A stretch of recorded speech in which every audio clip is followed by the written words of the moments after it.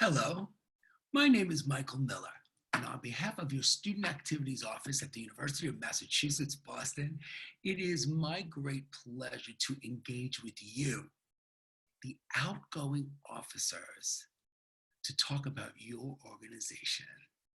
And the goal of our session is to help you leave that organization perhaps better than you found it. How are we going to do this? Well, we're going to talk about some immediate things you need to do. And then I'm going to give you some things to think about how you can make your mark before you leave with your group. But before we do any of that, we're going to start first by reflecting a little bit on our experiences. Well, we're going to reflect a little bit on what it's been like for you as an outgoing student organization leader. Now, I know that some of you are going to be sliding into another position, and maybe you're moving over in the executive board of your group, or you're sliding into a higher position in the leadership of your group. That's fine. You're going to be great with this reflection too. But what I'm asking you to think about as you leave or before you transition on these three statements, and they're really designed to get you to clarify some of your experiences having led this group all this year. So let's get right to it. Let's get started. So the first thing I'm going to ask you to reflect on, the first statement is, here's what I wish I would have known when I started in my position. So what I'm asking you to do is transport back to the time that you started out as a leader in the group. What has happened that you wish that you would have known when you first started that would have been a big help at the beginning of your term as an officer, right? Here's what I wish I would have known at the beginning. I'm going to give you a couple of moments to just reflect on that statement, reflect on that, and fill in, complete the statement a bit. Okay, I'll give you just a couple of moments to think about that.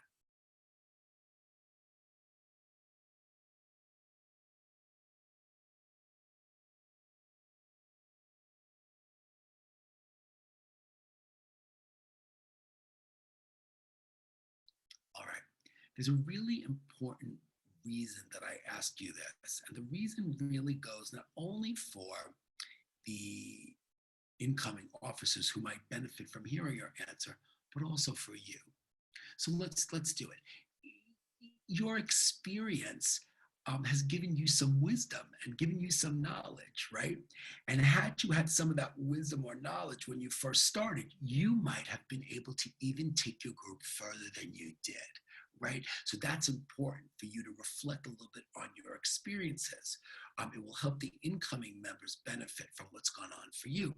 The flip side of that is that it's important for you to kind of process out what it's like to start in positions. You're going to be moving on and you may be starting in a new position too. So trying to gather information as much as you can when you're starting out becomes important. And I want you to think about that as you maybe transition away from a leadership role in this group. The second piece I want you to think about is in your experience leading as well. And that goes to a mistake we made this year that I wish we would have avoided. Right? So what's something that maybe you and the other exec team members of your group, the other officers, made a mistake that you wish you hadn't done? What was that mistake, and why did you wish that you avoided it? Let's take a moment, give you a few seconds to think about that too.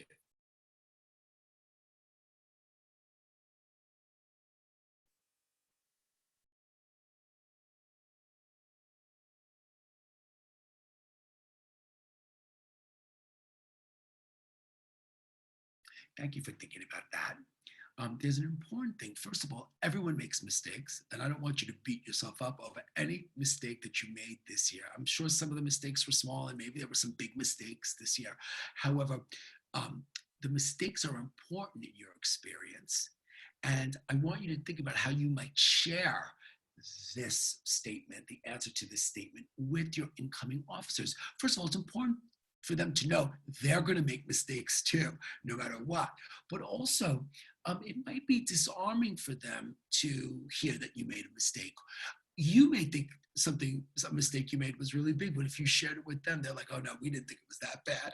And that might give you a little bit of perspective, things that you maybe beat yourself up about or things that you have a hard time letting go, there may be a chance for you to maybe rethink that. Certainly, looking any mistake right in the eye and moving on from it is a good thing, not only for you, but the benefits of which would extend to your incoming officers. The last question, the last statement I want you to reflect on is this. Here's what I have learned in my role. So if you think about however long it was that you served as an officer of this group, what do you take with you? What's the thing that you learned, something that's edified you or maybe increased your knowledge? Think about that for a couple of seconds.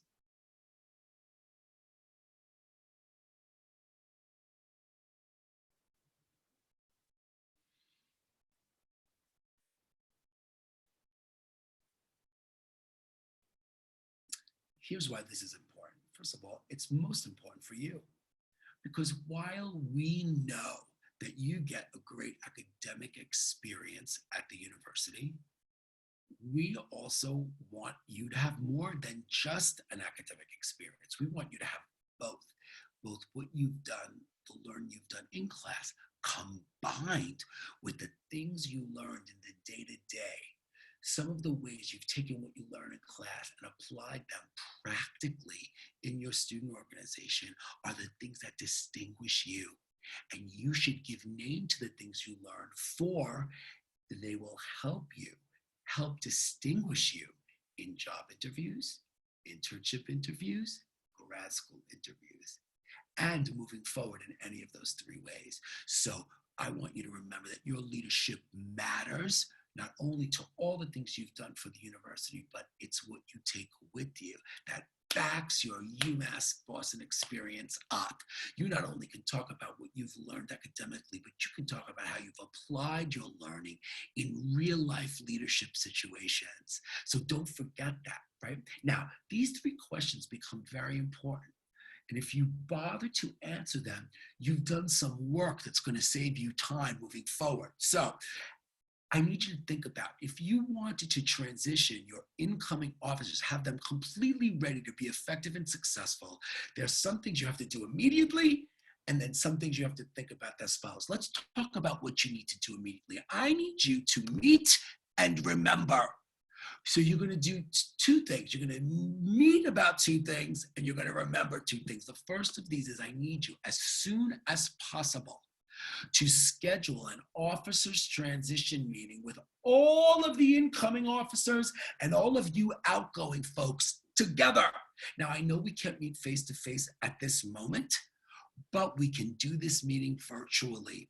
It's a great way for you to, as an outgoing officer, have closure, and a great way to entice and excite the new members into what their responsibilities are going to be moving forward, right? So let me tell you what happens at this meeting. At this meeting, you, as the outgoing officer, simply share your answers to the three of those questions. The first one being really, really usually interesting to the incoming members.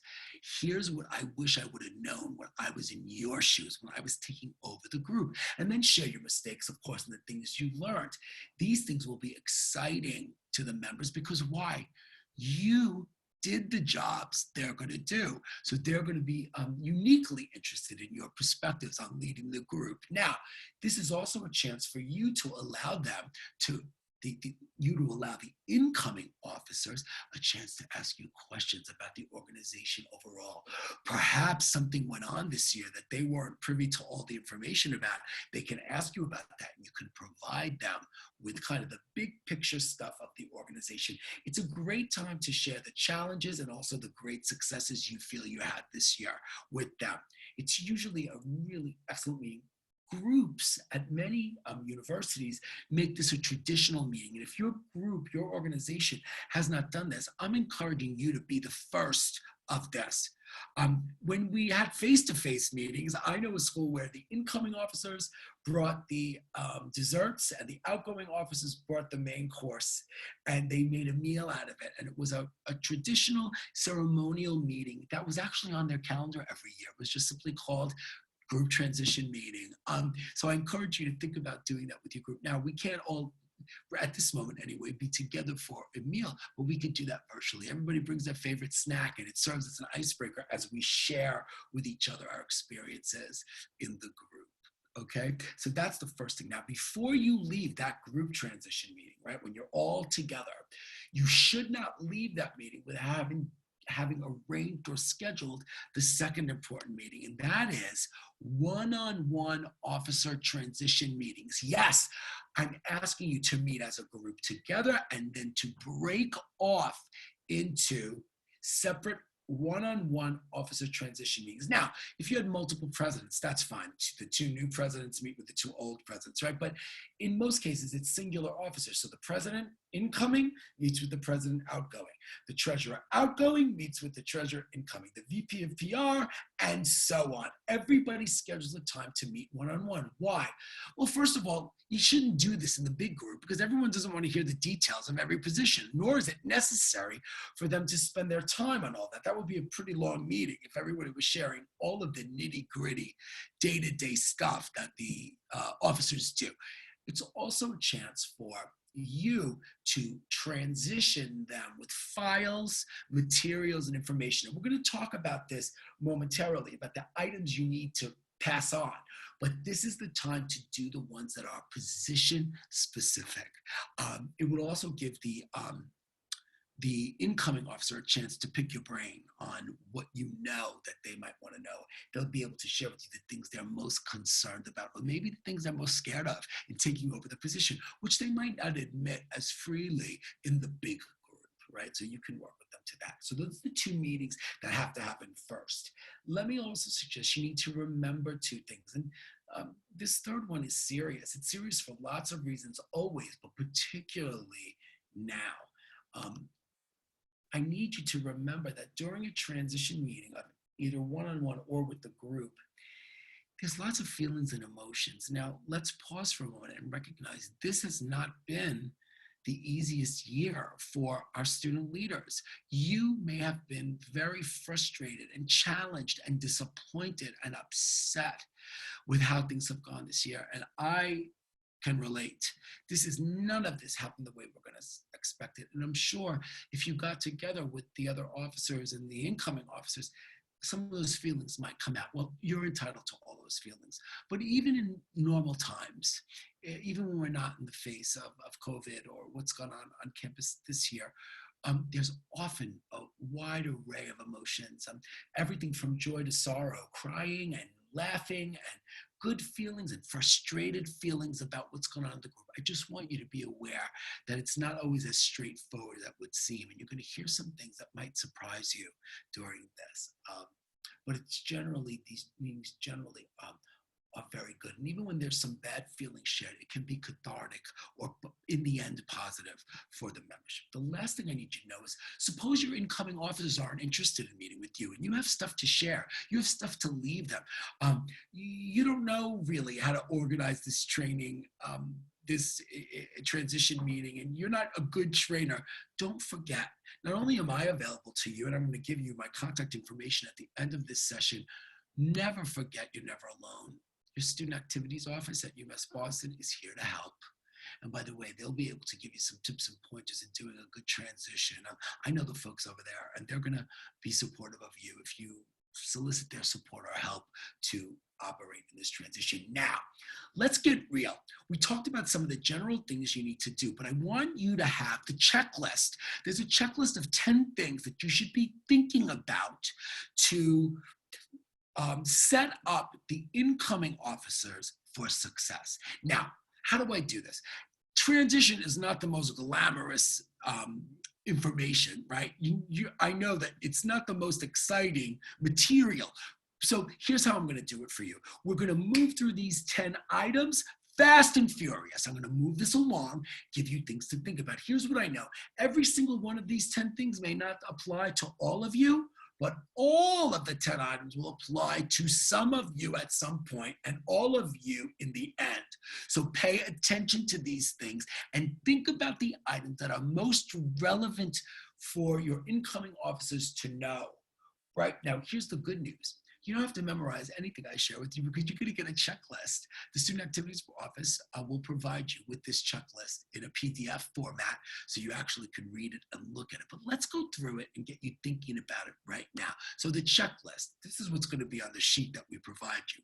First, I need you to bring your members completely up to speed on the current finances of the group and the process by which the new officers will interact when it relates to the group's finances. So I'm getting money out of the way first. So first, please provide information to your new officers on the budget processes as relates to either the university or to the SEOC.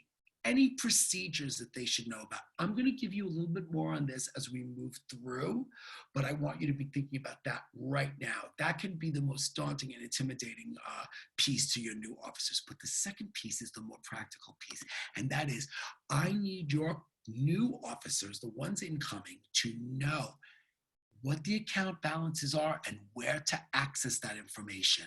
They may need to buy money, spend money, buy things, spend money on things this year to be prepared to lead over the summer or next year. So they need to know that. They also need to know the procedures for depositing money into accounts, taking money out of accounts, what systems do they need access to. Also, I know that some of you have accounts that roll over from one fiscal year to the next. How much money is in those accounts and how the students, the new students in the group, the new officers access that money. The second item is the membership piece, right? Please, you must leave the names and contact information of all current members for the new officers. Please take care of providing that information. And if it hasn't been entered into UMB involved, enter that information or provide that information to your new officers so that they can enter into Engage. And you can see the link to that on the screen, right? I know that most of you probably know how to access that already, but just in case, there it is. Don't set up your organization to fail by your new officers having no access to who the members were. That's going to set them back big time, if not now, when they come back in the fall. Number three, and I know your relationship with your advisor varies, but there are two things I need you to help your new officers have in the transition.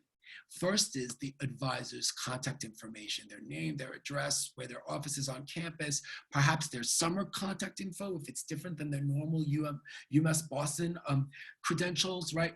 And also, please, if it's possible, introduce personally the new officers, the incoming officers to your advisor. Now, okay, I know you're sitting there and you're saying, oh, well, we don't really know that person. Okay, then be honest about that with the new officers.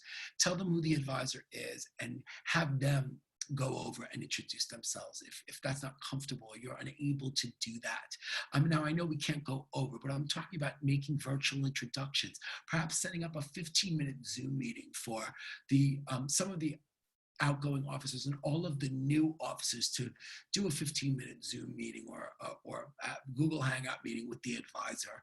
It would be really great to set that up, right? And by the way, if there's anything that the new members need to know about how best to work with your advisor, that would be the time to share that now as well. The fourth item is files and records, right? So let's get this over with easily. You have to give your new officers the access to any organization files, right? So you can even mail them any old school stuff, but more importantly, if you have Google Docs, if there's a shared drive, there's something that people have used this year, please give it to the new officers, make them the owners of it, and let them build on what you developed this year. Don't forget to give them access, and also maybe make them the person in charge of it, make them the quotes owner of any of those electronic files. The second piece is any dates. So if you've planned something, right, you've reserved space for something for next year already, you need to let the new officers know that. But even more, give them the rough calendar of the organization. That's like part of the record keeping. You know, we normally do this program at this time of year. usually we do this program on March 1st around every year. Just give them a sense of what the calendar is. This will help them plan. And if there is an organizational calendar, a shared calendar that you've used, please give them access to that. The fifth item, very important as the checklist continues, is access. Any login information. Tell them how to gain access to an office, right? So if you have an office on campus or a space or a cubicle that you work with, how do I get access to the file cabinet? How am I authorized to use that? Copy machines, any access to the systems that serve student groups, things like UMB involved, the Student Activities Office can do. But if there are other systems that you use that are not necessarily part of the university, please give them access to that. Second piece is you have to let the new organization officers know about where the equipment is, right? I know a student organization at a university, they do a traditional game show every year, and it's a fundraiser for their organization. And they have equipment, they have like the Price is Right set. They built a Plinko machine, right? And that thing exists somewhere on campus. You have to tell the new officers what the item is, the equipment item, and where it's located. And if you can, how do you get it out of there when you want to do the program and use it, right? There's myriad forms that have to be filled out or facilities requests that has to happen. And you may need to get your advisor's signature, the Student Activities Office signature on that, please. Any equipment that the organization owns, any stuff that belongs to the organization, you need to let them know where that stuff is stored and how to access it, okay? Number 6, I almost forgot. Social media accounts, right? Here's the thing. You spent some time maybe thinking about your organization's brand. Well, if you have a social media presence for any of that, please don't make the new student organization officers recreate that stuff. We want to have the same Twitter handle, right? We want to have the same Insta account name. We want to have the same Facebook page. So please give them all of the login information for that stuff and let them then take it over from you.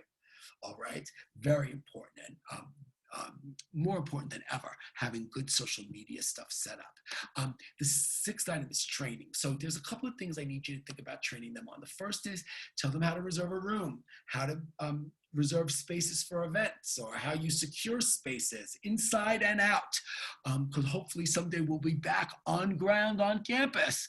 How do you reserve tables, right?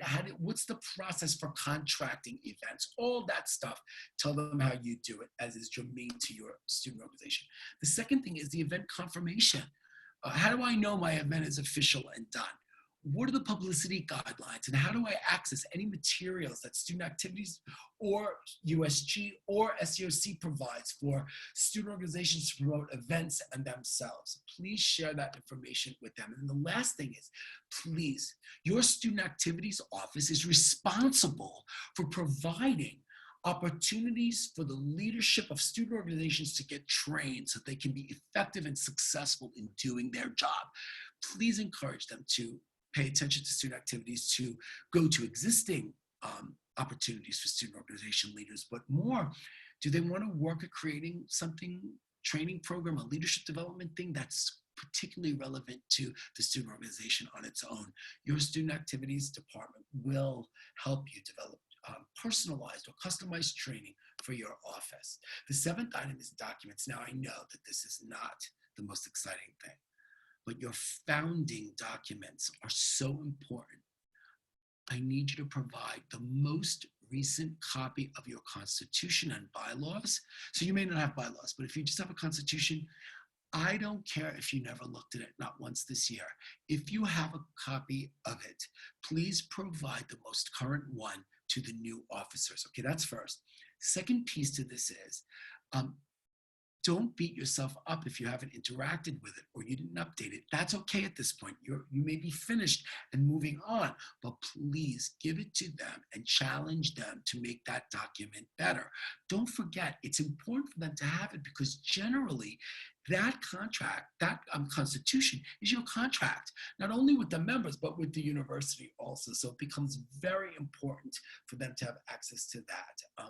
And by the way, it may exist already on UMB Involved. So find that out and just say the constitution's on our page on UMB Involved, and then you don't have to do anything with it.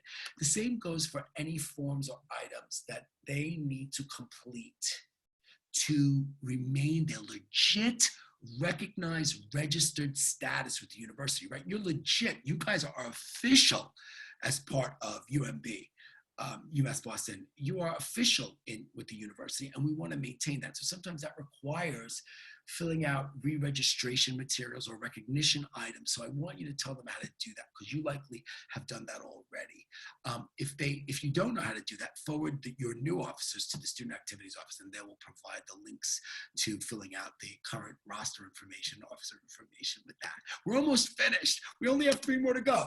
8 is help your new organization officers become familiar with university policies, the hazing policy, the fundraising policy, right? You know, you can't just do whatever you want.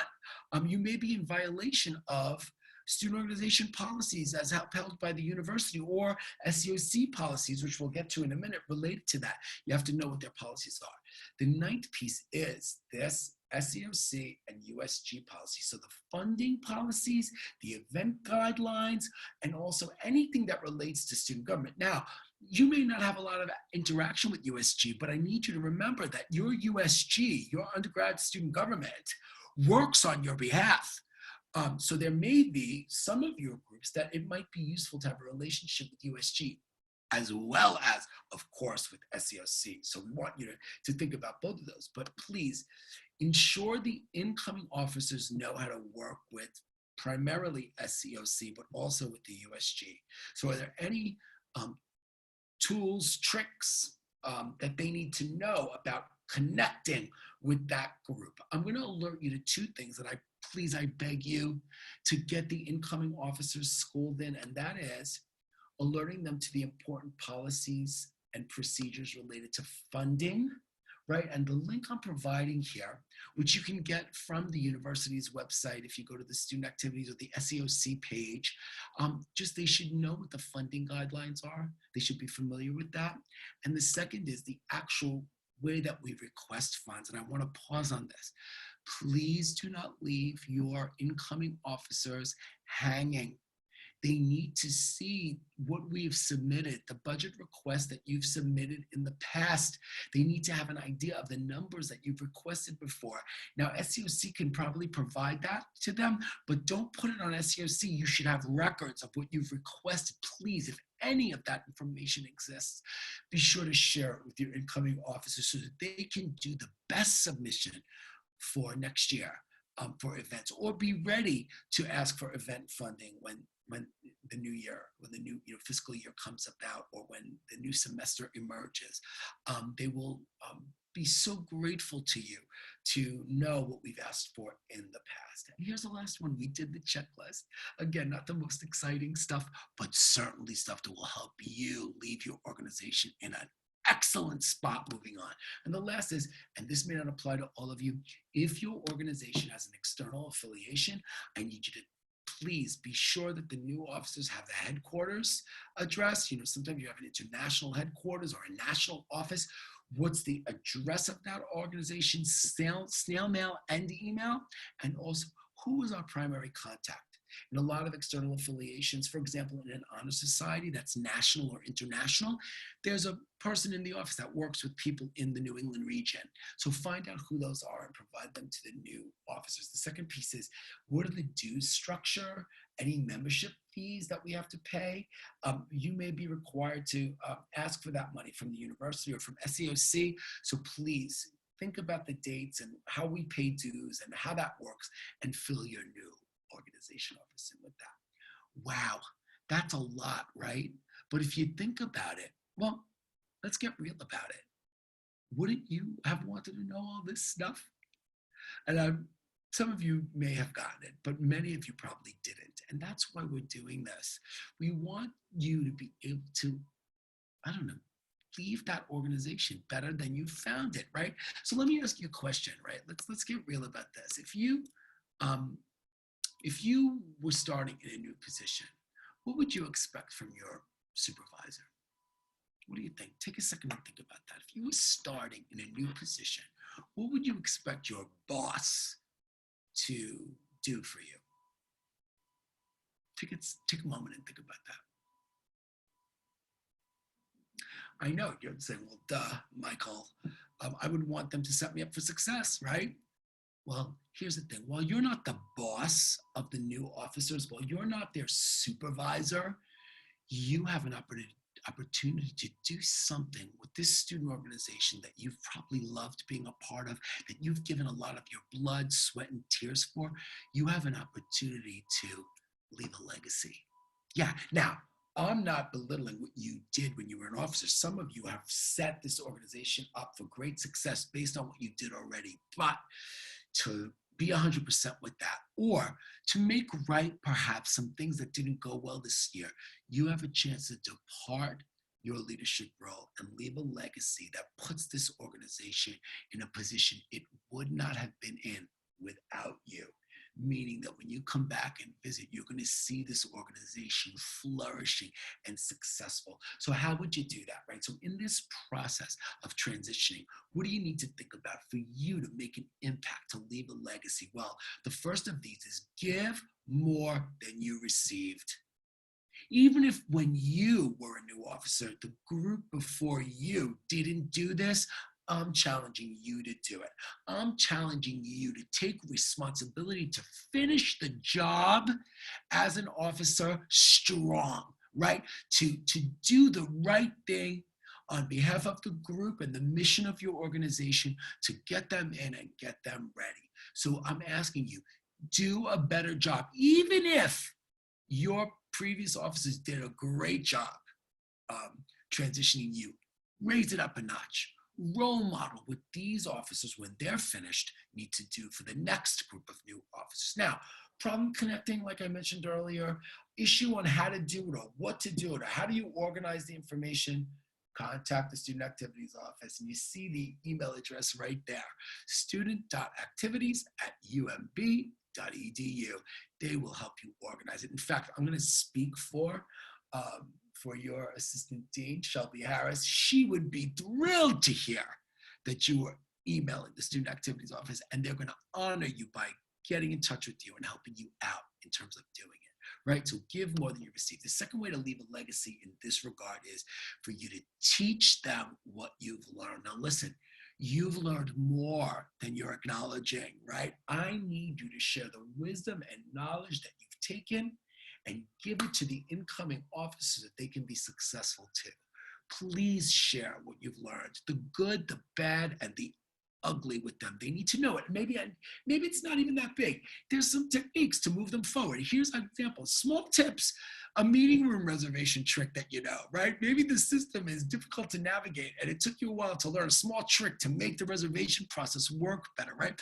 Or a larger strategy, right? If you're close to your advisor, right?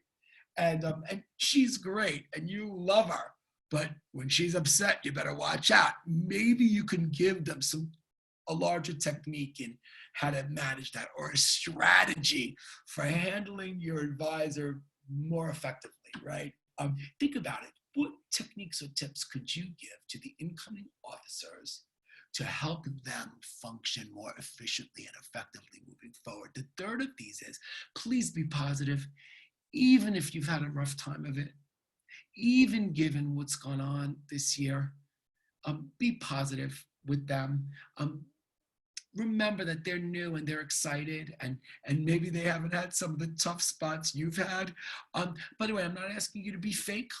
I'm asking you to be constructive and optimistic. No need to be a Pollyanna. No need to be fake or lie. I would never ask you to do that, right? But be positive. And here's an example. If you had a really rough time of it, even separate from COVID and what we've been facing now, it's to say, well, we struggled with this, but maybe you can figure it out. That's positive enough for them, right? Help the new officers see the potential for different and better, given your experience, right? That's what maybe a mistake that you made, sharing that with them and saying, here's a way you could have done it better.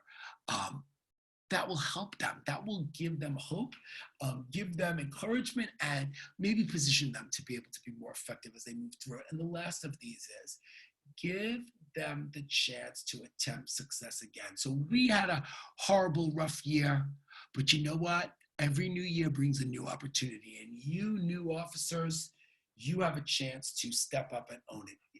It would mean a lot coming from me. It would mean more coming from you. So I'm inviting you to challenge them to step up and attempt success again. The last thing we're going to talk about as a way to move forward, as a way for you to leave your legacy, is to be available to them. Now, I need to be clear with you. I am not saying to be involved. You are no longer an officer, and if you are no longer a member of the group, then you are not involved anymore. So you don't have to be responsible for the day-to-day tasks of managing the organization anymore. However, I am asking you to stay connected. If you can, if you're interested, stay connected and check in when you can. You're not involved, like I said, but you're there if needed. And by the way, for the incoming officers, just know you're connected. It may make them feel more positive and supported. By the way, I'm going to get real with you right now. You're unable to do that. You are not interested in maintaining that connection. I'm okay with that. Be sure that you transition them effectively and then you're out, but you should let them know that. If you don't have plans to be in contact with them, then it's probably wise to let them know that. But in most cases, I'm sure most of you, many of you anyway, would be willing to be contacted if they were. So give them your contact information and let them know you care, even if you're graduating and moving on from the university. Let them know that you're there for them. If you do those things, you're going to find out that you've left a legacy. And any success that this organization has in the year that you're no longer an officer will be partially yours too. Before I say goodbye and give you my contact information, like I promised you, I want you to remember this. Whether your organization was large and all university encompassing, or maybe a small special interest group, you have had an impact on the university and of your fellow students, because I want to tell you, you beautiful students created spaces for people to connect that made the university feel more welcoming, potentially more positive, potentially smaller than it really is. And that's a hook that not only helps students feel happier and engaged at the university, but has in part likely contributed to their academic success and to their persistence in working toward their degree. And for that, I can speak not only for myself, but for your Student Activities Office. We are grateful and thankful for what you contributed to the university this year. And I wish you the best as we move forward. Now, if you're serious about transitioning and you really want to leave a legacy and you'd like to interact with me, keep in touch.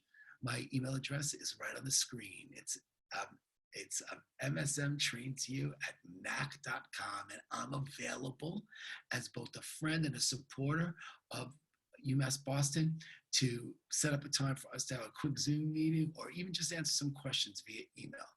And you know that you, in addition to me, you always have your Student Activities Office. So with that, I can't thank you enough for spending some time getting serious about transitioning your new officers into leading your group. Nothing but the best to you moving forward, and good luck wherever your leadership and life journey takes you.